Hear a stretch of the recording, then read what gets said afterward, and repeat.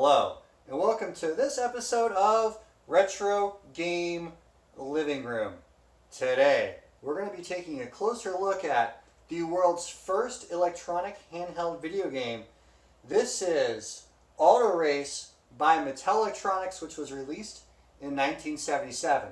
Today, I'm going to be unboxing it, playing it, and then telling you what I think about it. So stick around.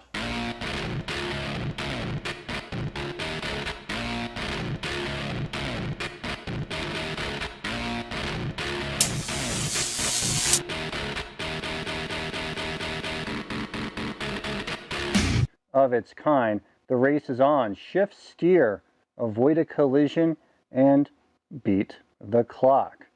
So that's what we have to do here. We can steer with the controller. This is your car traveling this way, and here are two other cars traveling down towards you that you have to avoid. And we'll see this in action in a few moments. The start switch turns it on, and then these gear selector options make you go faster. Now we can tell this is the Canadian version of the game because the backs of the box is actually in French. Let's go ahead and open it up and see what's inside.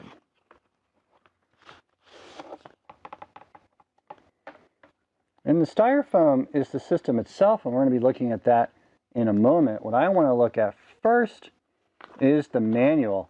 And I like that the original owner wrote what kind of a power adapter it uses. Now, it also takes a 9-volt battery, but you could plug this into the wall if you wanted to. This is a pamphlet-style manual that folds like a map. But here's where it tells us what we have to do. We have to drive 4 laps, and in a game, in this game, a lap is simply making it from the start to the end. That's 1 lap. We have to drive 4 laps, and we have to beat the clock. So in under 30 seconds, if we do 4 laps, we are a world champion driver. But at 75 or more seconds, we should leave our car in the garage. The time limit is 99 seconds. I like that this owner, Daniel, kept track of his own personal score records. That's pretty cool. I like finding stuff like that almost as much as I like finding stuff as minty fresh as this. Here's the system itself. So again, we move with the controller, turn it on or turn it off, and change the speed. In order to start, it must be in the first gear. On the back of the box is a battery holder right on the back of the system. This takes a 9-volt battery, which means it's time for me to bust out the battery bag. I'm going to reach in here. I see a nice red Duracell 9-volt. And now we're ready to play Auto Race. I'm going to start off in first gear. At first gear, I can easily avoid the oncoming traffic.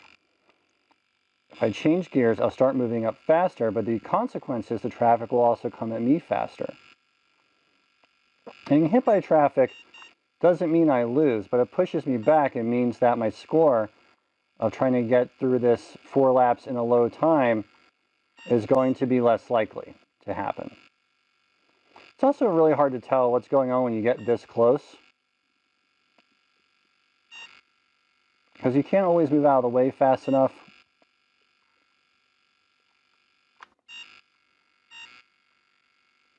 I'll just say for sure, there's a reason why that you can still walk into freaking GameStop and buy a brand new Mattel Electronics football game that was made in 2018 or 2017 or relatively recently is my point. But nowhere are you going to find Auto Race. It's just not a timeless classic. That's enough of that.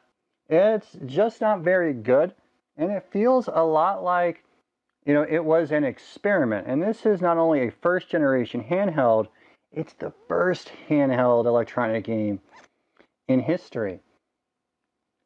It feels like an experiment, and that's okay, because it laid the groundwork for Mattel to perfect other electronic games, and not just Mattel. Companies like Entex and Coleco and even Atari started making electronic handheld games.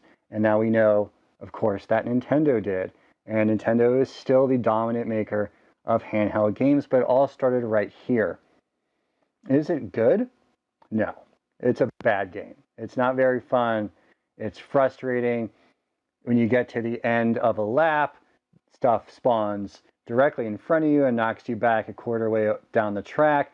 So it's really hard to do well in this game unless you somehow figured out the pattern and have memorized it. Is it worth owning? I'd say yeah, if you're a collector of handheld games. I mean, this is the first one, so if you're a collector in minigame history, yes. Otherwise, no. Auto Race just isn't a very good game. It's only really interesting from its place in history. So if you ever see one of these, now at least you'll know what it is. And I'll see you next time.